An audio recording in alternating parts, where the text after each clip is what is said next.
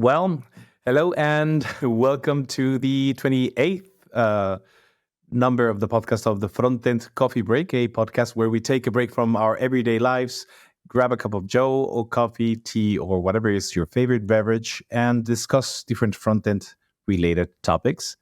With me, as always, is Ricard. Hello. How are you? Hello, good afternoon, Chucho. Good afternoon, Ricard. As you can see, some time has passed since the last couple of podcasts, basically because my beard has grown back. I'm happy. That's really, we have to be open about this. This is the real reason why I said that I didn't want to do that many podcasts, because without the beard, it's like, I'm no one. I'm kidding. But it does have been a little bit of time since we recorded one. But I am really happy to be back here. Today we have an interesting topic. It's interesting because it's a little bit on the there's polemic, or it's a topic that it's something that, for example, it's not my favorite thing, but we're here to open to discuss it because, as we've always said, there's no one perfect solution for everything. Everything has a purpose, and today we're going to talk about why I do not love single-page applications, or more in the direction of what we're going to just discuss about single-page applications.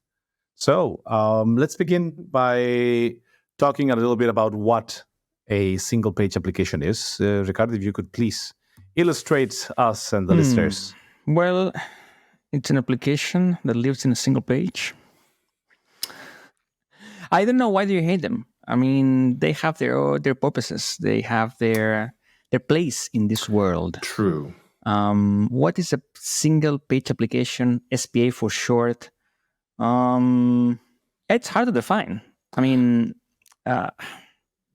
it's not easy to define. I mean, right? I mean, because you could say a single page application is a front-end web app where you control the routing, like the page changes, where you don't feel like there's a full page reload. Actually, when you click links, you navigate throughout the application without actually reloading everything. That more or less could be the main, let's say, definition factor, something like that, right? We have, let's go and look, let's cheat a little bit. It's not cheating, but let's take a look at different websites to see what they defined as a single page application.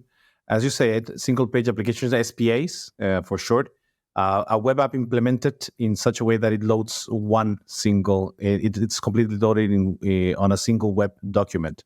And everything that it does, all the updates that it does is inside the same document, doing it using JavaScript APIs, or basically just AJAX calls to fetch the different content that needs to be shown. But everything is loaded once and in one page. The opposite, which was the original, I guess, the original term, is the MPA, multi-page application, which is not loaded inside one single file.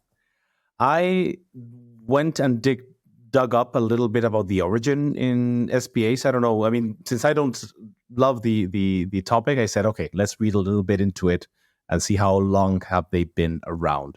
I don't know if I didn't know until now, but I don't know if you are aware how long the SPAs have been around. It's got to be from maybe Angular, right? The first framework that was there, maybe to kick off things. When was Angular out? I do not know. I don't remember. I was too young back then. I was too young. For sure you were. Okay, but I went did a little bit digging, Wikipedia being our friend here. And it is actually, the term was coined back in 2003. Of course, the origins, it's stated that it's the real origins of the SPA. The term SPA is not really completely clear, but they say that the concepts, according to Wikipedia, the concept was discussed at least as early as 2003 by a technology evangelist from Netscape. And it seems that a student from Cardiff, Stuart Morris, wrote the self-contained website at /./.com with the same goals and functionalities in April 2002.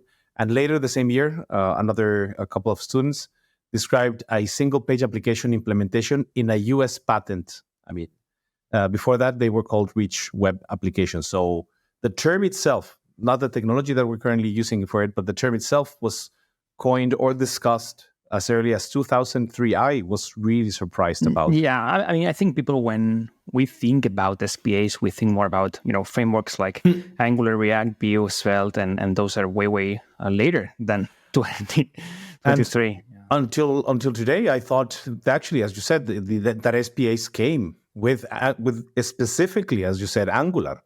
For me, I never had heard the term before that until Angular, and they say, "Oh, it's an SPA. Oh, SPA this, SPA that," and it's like, "Oh, something new to hate." I'm kidding.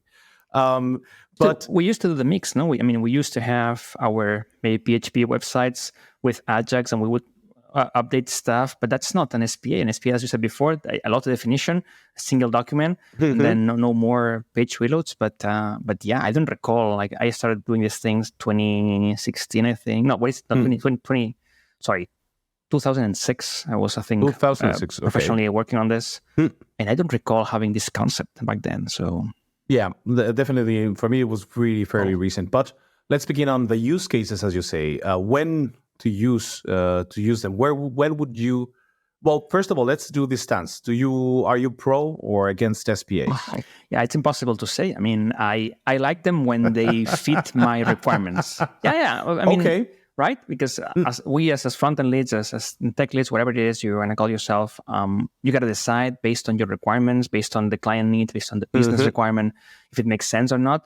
So, you know me, I hate JavaScript. Yes. So, but that's why I'm surprised that you say this, because I know that you're not pro JavaScript. Right.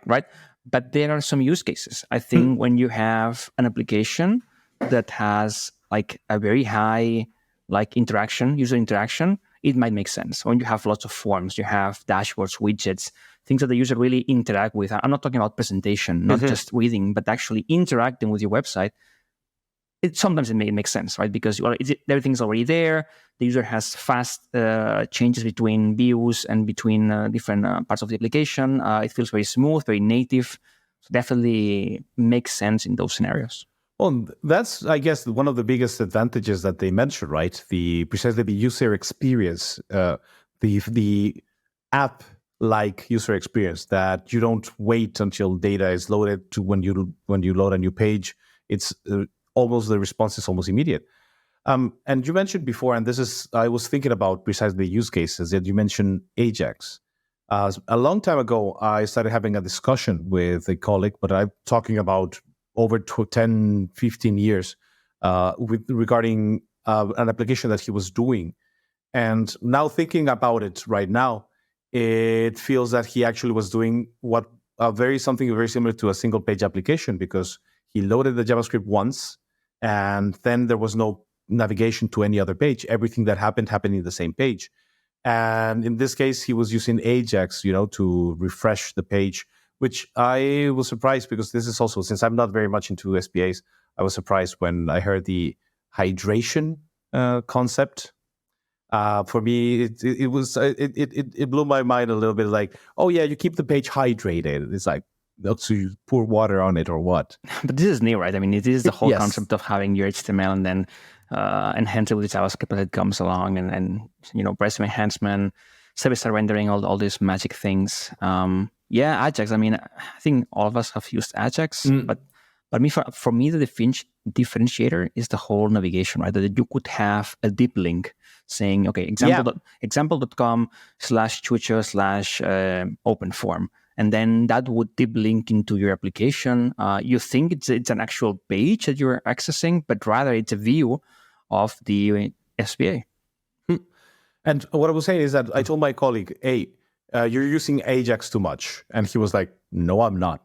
And it's like, yes, you are, because you're loading everything via Ajax. And he was insisting, no, I'm doing it right. Back then, for me, the only justification to use Ajax was, does it feel that you're navigating to a new page, or does it feel that you're just refreshing part of the page, but you're staying inside the same page that you are? And it would be that if the answer to that is yes, that you're navigating to a new page, then definitely do not use Ajax, because it's a new page. But if what you're doing is refreshing just part of the information in the page, like, for example, loading names but the rest of the page, you feel that you haven't moved to a different section, then that would be the correct use case for Ajax. And I think in a way the SPAs is a little bit similar to that, in the sense that, but the SPA is doing like that this is the reason that I don't like the SPAs that much, because I feel that you're doing things that you would be navigating to other pages, and instead of navigating to other pages, you are just loading data. I mean, the transitions are nice. Like when everything is loaded, even lazy loading, whatever it is, you have your own architecture for the SPA, and you click a navigation item and it really loads fast. The data is there, or sure, maybe there are fetch calls here and there to fetch new content. It really feels smooth, feels really, really native. But I don't know now. Yeah, have you heard about the View Transition API? No. What is the View Transition API? This is new API we have available to us in the browsers, where basically with a few lines, you can tell the browser to transition from one page load to the other. And it really looks like, if you just add, I think you can add one meta tag, and then that says just do it for everything. And it would look like you're doing a PowerPoint presentation. You have your page A HTML, and then you click the link to go to B page HTML, and it looks like a PowerPoint. It fades out and it fades in the next one. And it's an actual page reload or page change, but you don't really notice it.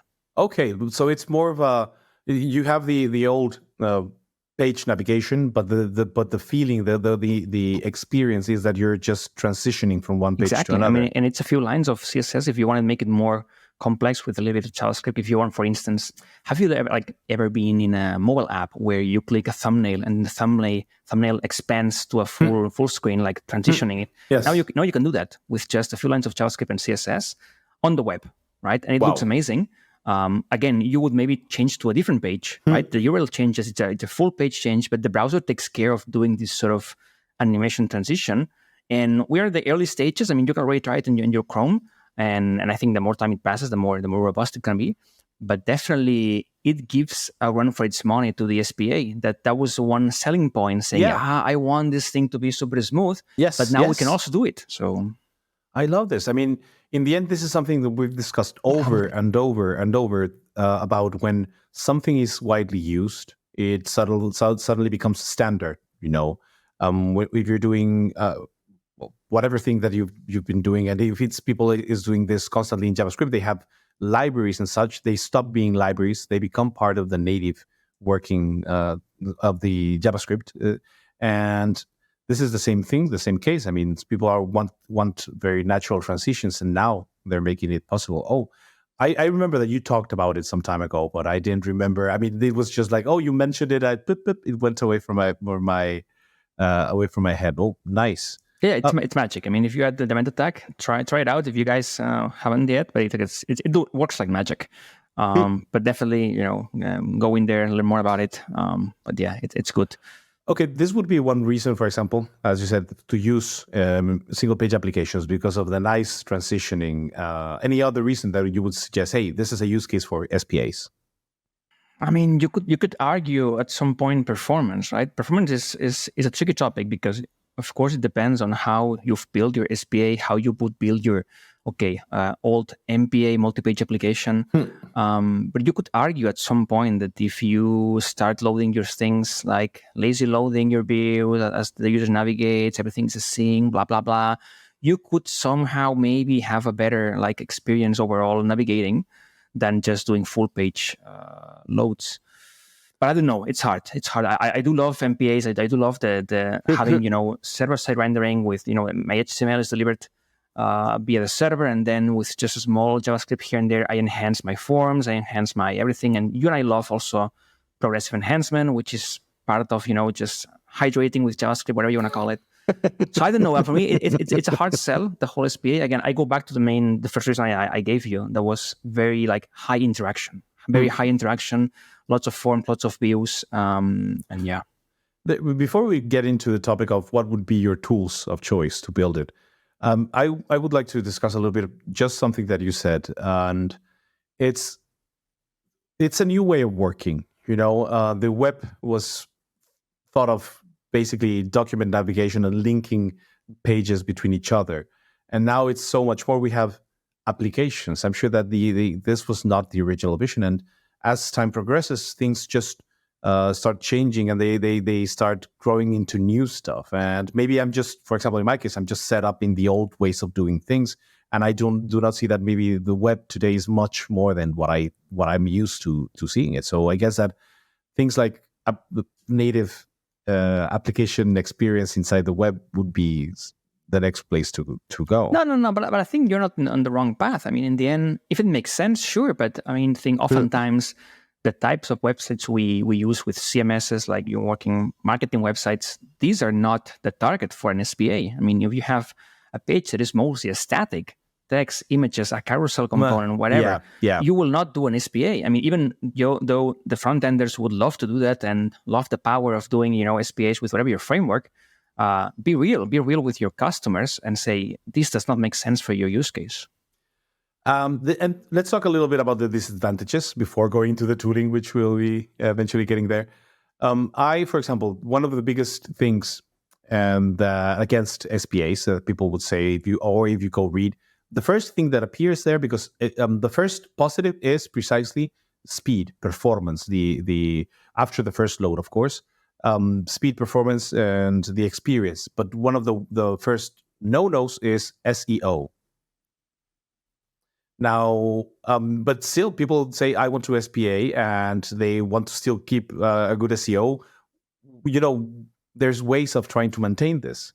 And my experience is that all of these things, all of the downfalls of SPAs, they've been trying to compensate them one way or another, with, and this is something that I loved when I heard it, server-side rendering, We have a version of the page that you're going to see it at SPA, but on the server side, so that when the crawlers come in, they can see the page as if it was static. And it's like, isn't that doing double work? I know that it's not, because there's ways of creating that based on the page that you have, but it just feels so much work to do something that is so much simpler if you don't have to do that. I agree. I mean, we go back to the origins again, going back to MPA. You have your SPA, which is fully JavaScript. You create your HTML with JavaScript. Crawlers can start to understand JavaScript. I think Google parses JavaScript, and then they do understand it. But of course, it's way better if you just deliver HTML. It's fast and it's ready. So they came up with SSR, server-side rendering. Surely, I mean, not only for crawlers, but also for the end user. I mean, but then isn't that so much complex? Yeah, you have your SPA tooling on your local, right, npm run dev, but then you have to install, what is it, React something for the server, and then Vue, SvelteKit. I mean, I don't know, there are a bunch of other libraries that help you create the rendering on the server, so you can deliver it as already rendered, and it's faster. But it feels there's so much work. Yeah, that's what I'm saying. That it sometimes feels, if in the way that I see it, it's the experience with SPAs can be fantastic, but if you begin to use this kind of things to make it work because you need them, maybe SPA is not the best choice. Anyhow, let's go into what would be if you were to build right now. A client says, "Hey, I want an SPA, whatever project it is. What would your tools of choice be?" For me, it's Vue. I've been playing with Vue for many years. I feel comfortable with the syntax. I think it's performant enough, unlike React. Don't kill me. And I just like the tooling, man. I mean, I was trying it, what was it, a few months ago, where, I mean, at the beginning, you would, of course, as usual, do MPAI, install Vue, and then you do it yourself or include the script tag. But now they have these cool CLIs that with a one-liner, it installs everything for you. I mean, we're talking about the whole development toolset. Like, we're talking about ESLint, Cypress for end-to-end, Jest for unit testing, Prettier for formatting the files, everything in one line, npm something, create Vue project, and you're done, and it works on the first go. And I was super impressed. I was super impressed with the ecosystem and the state of the matureness of the tooling for working with Vue. So yeah, I will go with that. What about you? Well, I think that you know exactly what I'm going to say. The irony is that, I'll tell you the irony about it. Of course, my tool of choice, if I had to build that SPA, would be definitely Svelte.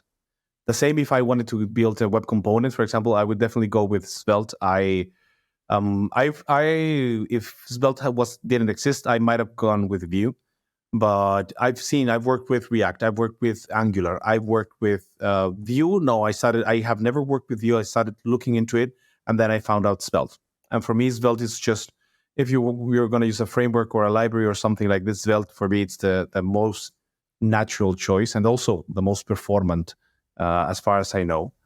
And that would be the one that I use. Although you have Svelte and you have SvelteKit, and they recommend you to use SvelteKit because to make or at least to help you out create SPAs. I hate SvelteKit. I hate it. I just like Svelte as it is, the simple version of Svelte. It is also super simple to work with it, but that would be it. And I think that learning Svelte is super simple. Yeah. I mean, definitely. I think if maybe I would. I mean, because I feel comfortable with Pio, but maybe if I'm thinking about maybe being more future proof, or not future proof, but maybe helping the team grow or helping the team learn something new, I would try Svelte. I mean, I've seen it. I've seen your code as well, and it looks clean. It looks very vanilla. I like it, and the footprint is also something to consider, right?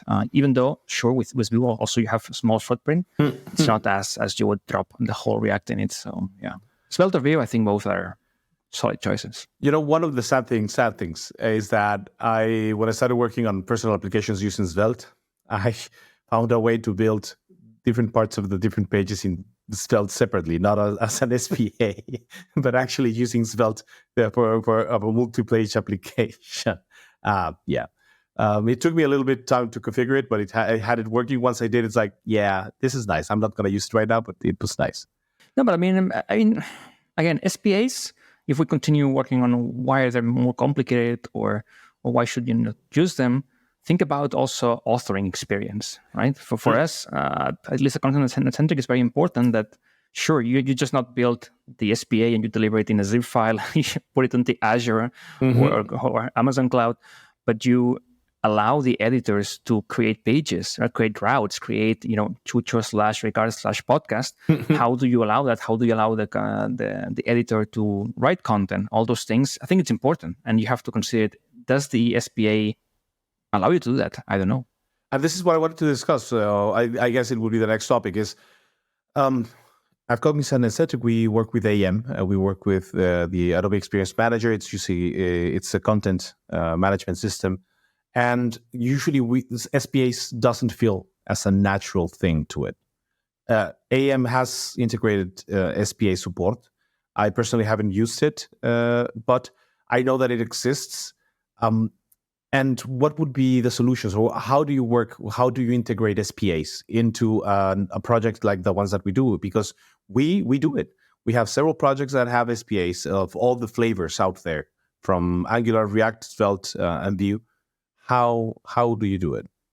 I mean, there's just no one way, luckily, right? It depends on your client requirements or needs. Again, right? You could go full headless. You could go, if we're talking about more concrete in AM, you could go with content fragments, experience fragments, and things like that, where the editors would see forms in their backend system. They would see forms, they fill a form, and that then is sent to the SPA via JSON or GraphQL, whatever it is. So that's one way. But of course, it's not what you see, what you get. I mean, usually the editors, they're used to the what you see is what you get kind of experience with regular AM or WordPress or whatever it is, that you type something, you more or less see a preview, you hit publish, and you see it. With this, you don't. So you got to explain to the customer, I mean, what are the trade-offs? I mean, okay, you will have maybe a poorer content experience, but then you'll have maybe more performance or faster delivery. I mean, in the end, if you have a full team of front-enders, you can deliver very fast components where you don't have to play with, backend configurations and backend components and Javas, all those things. You really can go fast. So it's a trade-off. So this would be like more of a data-oriented approach in which you're working. The content is actually, in the end, everything is content. Content is king. And in a content management system, what you're doing is you're managing content, but we're showing it through components and this kind of things. But you can go with the headless approach, where the content is just data that the SPAs actually grab and use and work with. Yeah, full API first kind of approach or architecture, right? Everything is an API, or REST, or GraphQL, whatever it is your flavor. And the front-enders can consume it. I mean, it's fast because you can define your Swagger files. If you use TypeScript, you can do that with TypeScript if you want to, or not, or JSDoc. But you would have autocompletes for your application, your fetches, everything. So really, it's a nice way to work. The downside is the content experience. Like, even if you use the newest edge delivery from Adobe, which uses Google Docs. And I mean, surely it's very nice and very front end is very fast, but the offering experience is not as great. Yeah. But in the end, as you say, it's a trade-off. What do you want to achieve? You want to achieve a great experience for your user. There's many ways that you can do it. SPAs being one of them, or other approaches. Maybe the content authoring is not the best, but this is something that fortunately can be done. I mean, we've worked. This is something that I'm blown away. I've seen some of the projects that we've done where the authoring content experience is just out of this world. We've built it ourselves. I mean, AM is okay, but the ones that we built are just amazing. Okay, to finish it off, we've discussing a lot of the things of the great advantages of SPAs, which is performance. Let's talk a little bit about the performance, because there's some things that I'm not completely don't fully agree with. So let's talk a little bit about performance. What can you tell us about the performance of the SPA? I am not an expert on performance, but I can tell you that, I mean, I remember, I don't know, a few years ago when somebody, I don't know, coined or invented the whole, how did they call it? I think it was Google, the app shell model, where they would have this small, like, CSS inline, JavaScript inline to create just the layout, like the box, the shell, right? And then use the fetch and Ajax, everything to load the content, because it was, like the first pane was very fast. You would inline everything and have the first pane be super quick, and the user would see just the shell, and then the spinner would load resources on the background and start populating the components, right? And that's a nice experience. I don't know. I mean, you can do SPAs very badly. Well, yeah, definitely.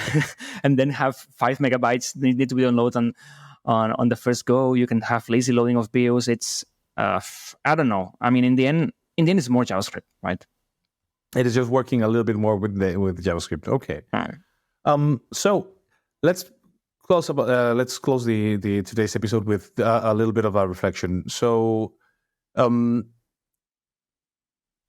what would you say to people that are considering doing working or learning to work with SPAs, or that think that would only like to work with SPAs? Learning for sure.